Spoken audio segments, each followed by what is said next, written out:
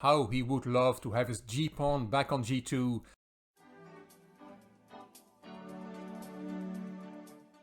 Hello chess fans, this is Rick from Chess to Impress with the 5th video in the series Bobby Fischer's perfect 11 out of 11 when he won all his games in the 1963-1964 US Championships.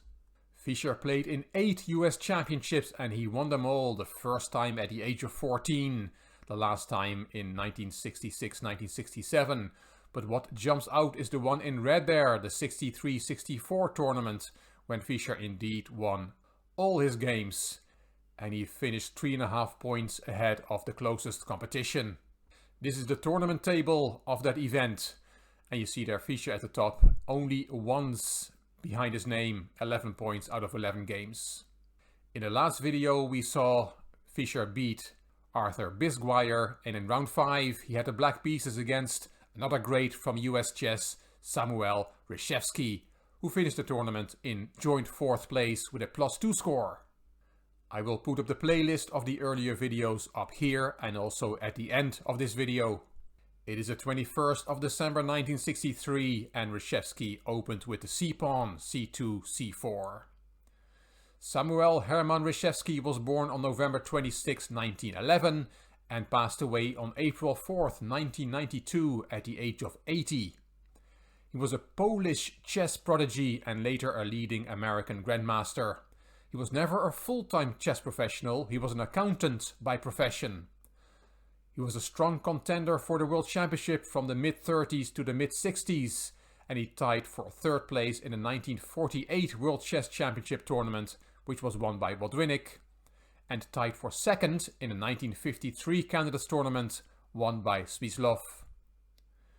He was an 8-time winner of the US Championship, tying him with Bobby Fischer for the all-time record. Yes, Reshevsky also won the US Championship 8 times, but never with a perfect score. That 11 out of 11 had never been done before and has never been done since. Nowadays they have a special prize for the perfect Fischer score in the US Championship. Fischer was black and copied White's first move. He played c5. Knight f3, knight c6, d4, Fischer took. Reshevsky took back, knight f6 developing, knight c3, e6, and here the main move in the database is g2, g3 to get the bishop on the long diagonal. But in this game, Reshevsky chose e3. He's going to not fianchetto his king's bishop. Bishop b4 is the main move here, but Fischer played another variation with d5, pushing in the center. Reshevsky took, and Fischer took with the e-pawn. Black now has an isolated d-pawn, which can be a weakness, but sometimes also is a strength. And as always, strong players are much better at assessing the strength or weakness of the isolated pawn in a specific situation. Let's see how the game developed. Reshevsky developed his king's bishop. Fischer did the same. Both players castled. And now b3 is a move that is very popular. Also bishop f3 is a move that I found in the database as being more popular than the move played by Reshevsky, which was the knight back to f3. Putting pressure on the d5 pawn. And now we see some tactics. Bishop g4 was played by Fischer.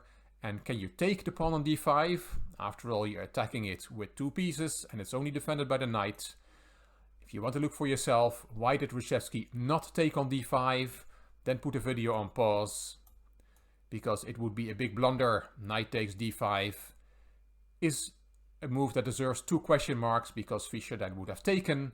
And if you take the piece back, there is, yes indeed, bishop takes h2 check. White is in check and its queen is unprotected, so black wins the queen and wins the game. Of course, Reshevsky was not going to fall for that. He did not take on d5. He played g3. And now the pawn on d5 is hanging because that bishop takes h2 move is no longer there. So Fischer played bishop b4, protecting the pawn a second time, now with the queen.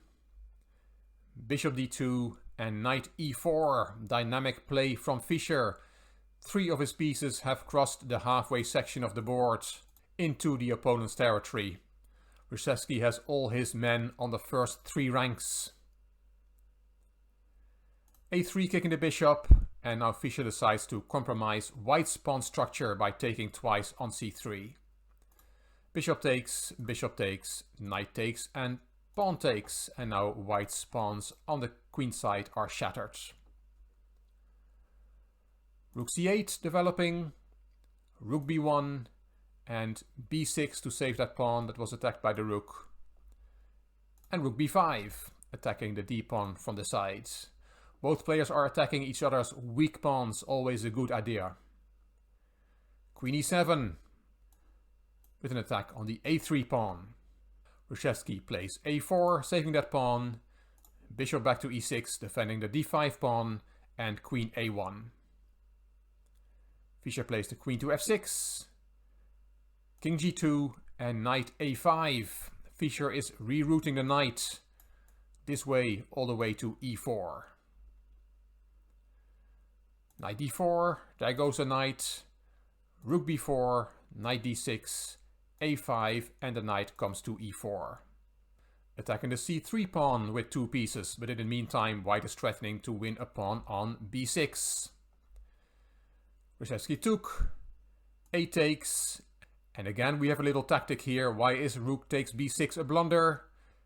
Because of the same tactical motif we saw earlier. Bishop h3 check is check and is attacking the unprotected rook.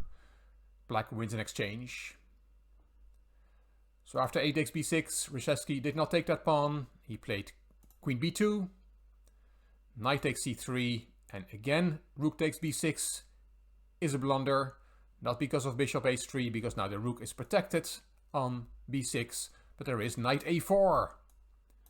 And that is a fork. Black wins material. So after knight takes c3, Reshevsky played bishop a6, hitting the rook, rook c5, and here rook a1 is a move that the engine likes, but Reshevsky plays king g1, which is also fine. Bishop h3, attacking the rook, and rook went to a1 now.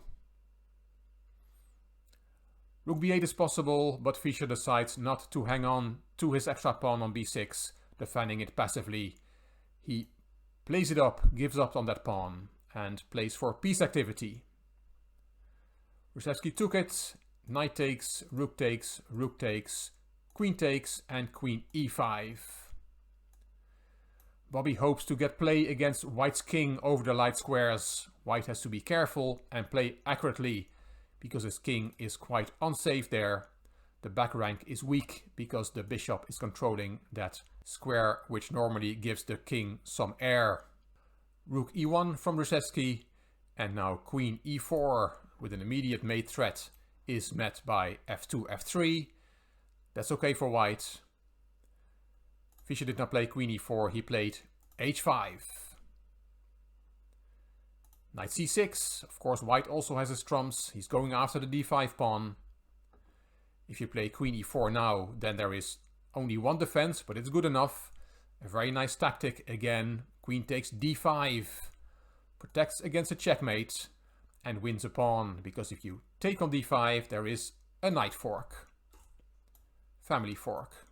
Winning the queen back, and white has an extra pawn in his endgame, and there's no more danger of being checkmated with the queens off the board. So knight c6 is a nice move. Fischer played queen c3, and here rook d1 was given by Wade and O'Connell in their book, and white is slightly better, but Reshevsky played the rook to b1, and that makes more sense to put it on the protected square. White is okay, but he still has to be careful. Queen c2 from Fischer, and now Reshevsky is going to win that d5 pawn. Knight e7 check, king h8, and knight takes d5. Rook c8 from Fischer. Objectively, white is okay, but at this moment he only has one move to keep the balance. It's all about the weakness of white's back rank. How he would love to have his g-pawn back on g2 and make air for his king with h2, h3. The threat now that Fischer has is to play queen c1. If you take that, then there is rook c1 with mate to follow. And we're on move 37. Reshevsky was in terrible time trouble, as he mostly was. And white only has one move to keep the balance, which is queen b4. If you then play queen c1 check, there is queen e1 and white is okay.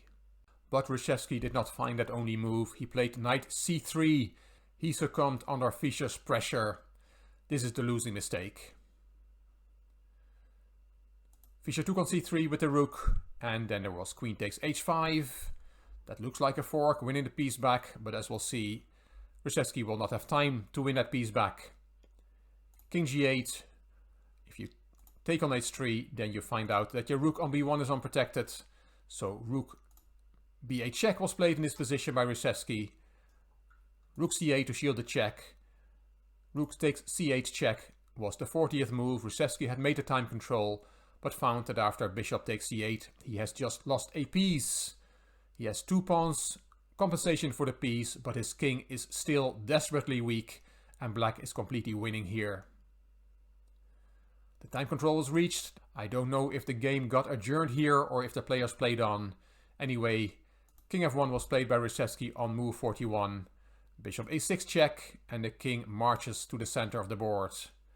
Another check, king d1, queen d3 check, king c1, another check, king back, and now bishop c4. Here the engine points out that Reshevsky should have played queen f5, and white can fight on. There is no immediate checkmate, and Fischer will have to demonstrate good technique. But Reshevsky played the queen to f3, and that is taking away a crucial square for the king. And now white's king will get checkmated. Fischer played bishop b3 check, king e2 and queen c4 check, and here Samuel Reshevsky resigned the game. He'll be checkmate in a few moves. Let's look at the variations. If you go to d2 with the king, then there is queen c2 check, king e1 only move, and queen c1 check. If you interpose the queen, this is checkmate. And if instead you play king e2, then this is checkmate. If after queen c4 check you don't go to d2 with the king but to e1, then there is queen c1 check as well. We see similar variations. King e2 is queen d1 checkmate, or bishop c4 checkmate. That's also possible. And if you go to d1, then we see queen d1 checkmate again. So after queen c4 check, Reshevsky resigned, and Fischer now had won again and was now leading the tournament with 5 out of 5. Very nice game again from Fischer, outplaying his great opponent from an equal position. In round 6, Fischer would face Robert Steinmeier, and that is what the next video is about.